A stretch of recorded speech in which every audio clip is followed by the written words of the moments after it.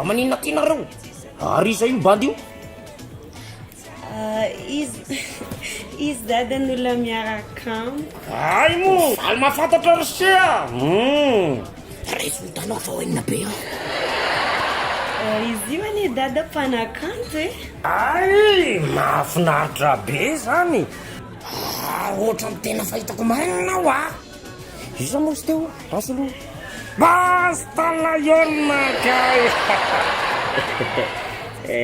tsy izy dadiloviona ay mo zay aloha raka izy avelana io aloha nareo endre tsara ndria sea mbola tsy mahazo mikitika aloha raha tsy vitany raraha yao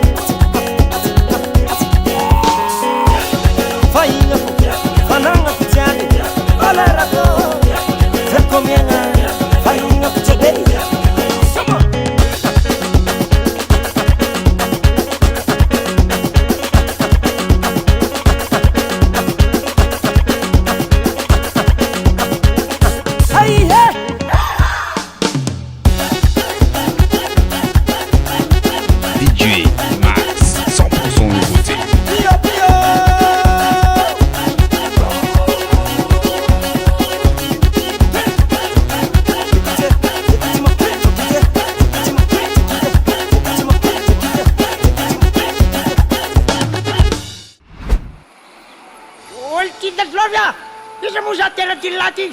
reny lasa vadillah vadillah